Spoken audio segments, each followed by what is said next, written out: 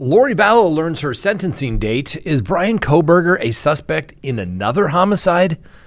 The burn after reading letter, that's right, that's in the Bryan Laundrie Gabby Petitio matter. You can't burn things, even your own property. Well, when other people are living in it, for sure. And then finally, our dumb criminal of the day. Let's talk about it.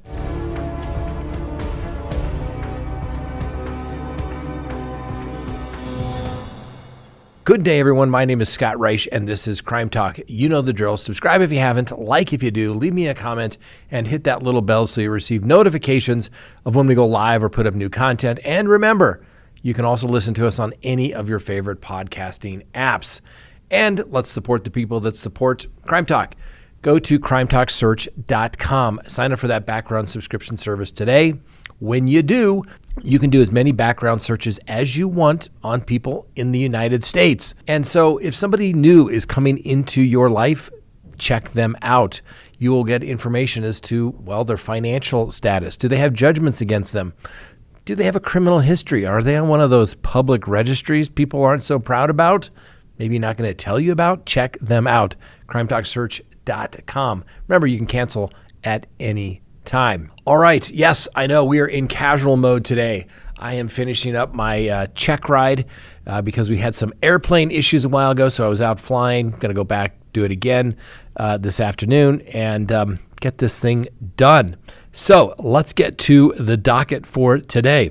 Laundrie Vallow learns her sentencing date.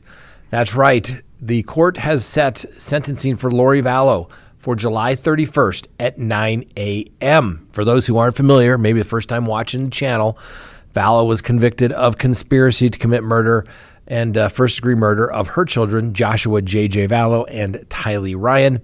She was also found guilty of grand theft and conspiracy to commit murder as it relates to Tammy Daybell, the deceased wife of her now husband, Chad Daybell. Yes, it's complicated, and it's going to be interesting to see what the defense will put up as it relates to mitigation. Reality of it is she's going to get life without parole. Bring it on, so to speak. The court's familiar with everything as it relates to her mental health issues. But the reality of it is she's been convicted of 3 homicides. What really can you say?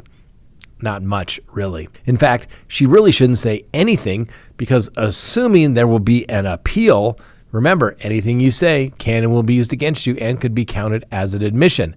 I always like in circumstances like this where basically the client says, yeah, I declined to say anything, so bring it on. Now, the court is going to allow us to stream the sentencing hearing through the court's official YouTube channel. We will bring it to you as well. Next on the docket, is Bryan Kohberger a suspect in another homicide?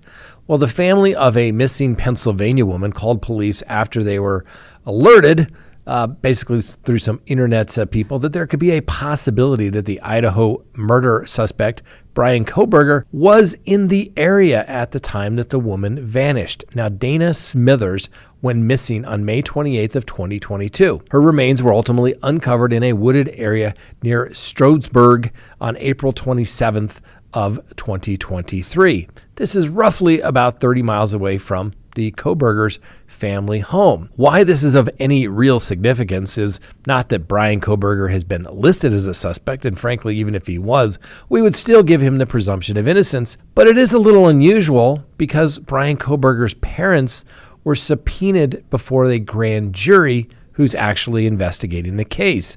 Now, a grand jury is much different than just a regular investigation because people can be forced to testify under oath, and they can also be forced to produce documents of any kind that are requested by the grand jury. And you have to answer the questions, unless, of course, you have a Fifth Amendment right against self-incrimination. That's it. So it is a good tool, a grand jury is, when you really have nowhere or you're not sure where you're going, and so you got to start somewhere. Now, nobody's saying Kohberger is guilty of anything, but it is unusual for, let's face it, his parents to be brought before the grand jury. And apparently he has an alibi, or somebody has stated that he has an alibi, that he likely wasn't involved in Smithers' disappearance. Could he have been in, I don't know, Washington? Idaho, perhaps. On the day that Miss Smithers went missing, her youngest daughter and the daughter's father had gone to a festival. Now, according to friends, Smithers was no longer in the relationship with the father, but they apparently were on good terms. All three of them appeared to be in good spirits before returning to Smithers' residence. That night, Smithers went to the home of a friend and a neighbor, a woman by the name of Tara Sione, who later said that she thought something may have been troubling her. Sione said that Smithers had a history of substance abuse and was smoking, something she only did if she was nervous or on edge. Now, the mother of three was last seen in Sione's Ring camera footage at about 11 p.m. She was reported missing days later, and her family said that she would never have stayed away from her youngest daughter for that amount of time. Her cell phone, wallet, and daily medication were later found at her home as well, certainly making one think that she wasn't coming back or that she left against her will. Her cause of death is still unknown. All right, the Bryan Laundrie Gabby Petitio. Yes, the burn after reading letter. The infamous burn after reading letter, allegedly written by Roberta Laundrie to her son Bryan, has been released to the public by the attorney of the parents of Gabby Petitio. The letter contains a reference to Bryan Laundrie being in jail or in needing to, quote, dispose of a body, end quote. It was found among many items by the FBI, who searched Laundrie's home before Petitio's body was found in Wyoming. Now, Bryan Laundrie was found deceased due to a self-inflicted wound on October 21st in a Florida swamp, where he fled after returning from a cross-country van trip with Gabby Petitio, which didn't end well for her either. In a meandering entry in his journal found near his body, Laundrie confessed to killing Gabby Petitio, who, like I said, her body was found in Wyoming at the Teton National Forest back in September. Now, Laundrie's return home to Florida that month alone sparked a search for Petitio, and he and his parents refused to cooperate with Petitio's parents about what happened to their daughter. At first, the parents of Gabby Petitio were even unaware that Bryan Laundrie had returned home alone. Well, her parents, Joe Petitio and Nicole Schmidt, have filed a lawsuit, a civil lawsuit, against Roberta and Christopher Laundrie, alleging that they knew their son had killed Petitio and kept it from them. The Laundries fought to keep the undated letter out of evidence in the case, but the judge handling the matter, a Judge Danielle Brewer, ruled that the letter was admissible and that Laundrie's attorney handed over several copies of the letter. The letter states, "I just want you to know I will always love you, and I know you will always love me." The second page of the letter begins, "Nothing can make me stop loving you. Nothing will or could ever divide us. No matter what we do or where we go or what we say, we will always love each other." Now, sounds pretty simple, right? Nothing too nefarious about that. Now, Roberta Laundrie addressed the letter to her son using his full name, Bryan Christopher Laundrie, and included the burn after reading phrase on one side of the outer folds. The other side included what appears to be a stamp of the bird seen on the cover of the first edition of the horror satire novel Lullaby, and the word remember. Laundrie is seen with a copy of the book on some of the photos that were taken on the trip with Gabby Petitio. Now, Roberta Laundrie has previously said that the letter was written and given to her son before he and Petitio left for their road trip, and that it was to reach out to Bryan while he and I were experiencing a difficult period in their relationship. The burn after reading reference, she said, actually referred to a book called Burn After Writing, now a series of books containing aids to journaling that Petitio had given to her son. She further said that other references in the letter are to children's books that were favorites of her son as a child, The Runaway Bunny and Little Bear. Now, in court on Wednesday, the attorney for the Petitios held up copies of two of the books and said, "I have not found any reference to shovels or burying bodies in any of the books." I guess the jury is going to have to decide what the letter really meant and burn after reading. I don't know. Let me know what you think. I mean, I guess you could see if it was mailed. Should there be an envelope postmarked? Or maybe he truly got it. I don't know. Let me know what you think. The Laundries just don't seem like, the best of people, so to speak. I can appreciate that they were trying to help and protect their son. But on the same token, I also really just don't understand the civil lawsuits. I really believe that so many civil lawsuits are, in fact, frivolous, and they are meant to basically destroy people by having to make them hire attorneys and lose everything. And sometimes I think the courts, instead of just saying, I have to let the case go forward, should dump a lot of these cases. In this one, I just don't think that it just doesn't make sense to me. Anyway, next on the docket. Yes, you can't burn things even if they belong to you. Now, a Minnesota landlord allegedly was blasting "We Didn't Start the Fire," the song by Billy Joel, as he was torching his own home. The problem is there was a tenant inside. And even then, you can't really burn your own property. Your insurance company's not going to pay for it. It's called arson. And when you commit arson and somebody dies, guess what they also call that? Usually felony murder. Well, meet Travis Carlson. Maybe he should be a dumb criminal, possibly. Well, he's accused of setting his apartment building on fire in Duluth back on May 18th, and now he's been charged with first-degree arson.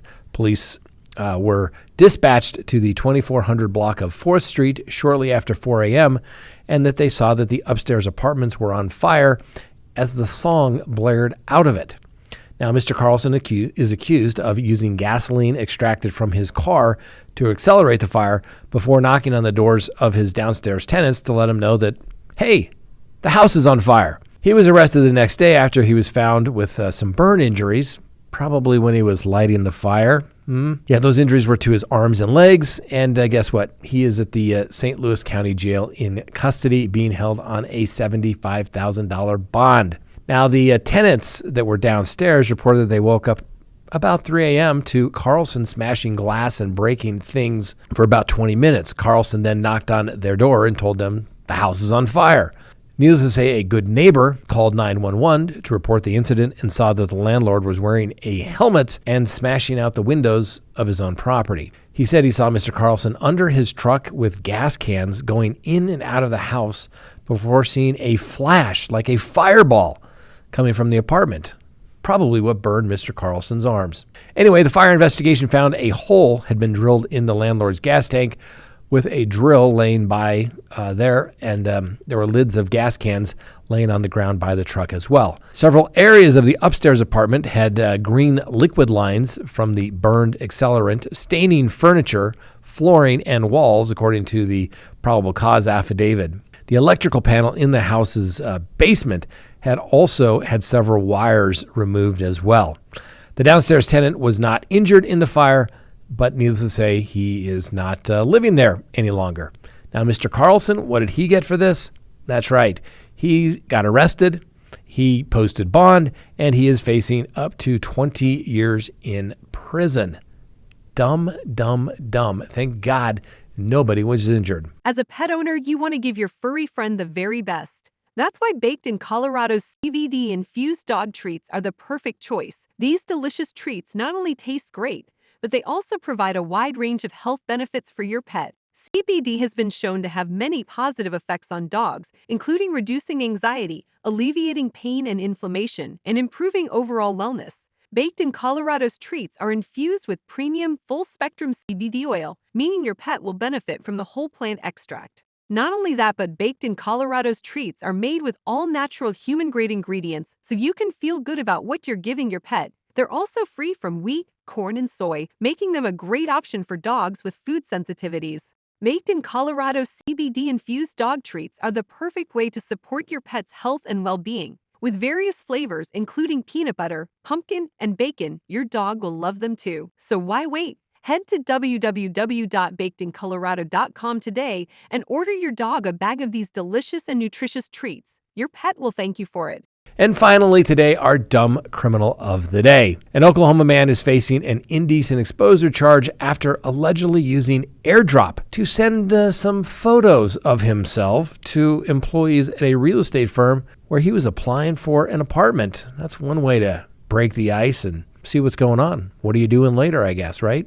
Anyway, police allege that Mr. Stajek Helm used the AirDrop feature on his phone earlier in the month to transmit photos of his genitalia in front of a mirror. Investigators described the alleged offense as indecent exposure via digital means. Now, while Helm was apparently filling out the application to reside there, 2 workers received the airdrop notifications on their phone. Needless to say, they were curious, so what did they do? They accepted the airdropped acceptance, only to discover the pictures. Mr. Helm was arrested and booked into the county jail on felony counts, later released on a $2,000 bond, and he's due back in court on June 20th. Yes, just like you don't burn your apartment building down, don't send pictures of your junk to, well, people that didn't ask for it. And even then, just don't do that. Just don't do that. All right, thanks for watching. Have a wonderful day. We'll see you next time on Crime Talk.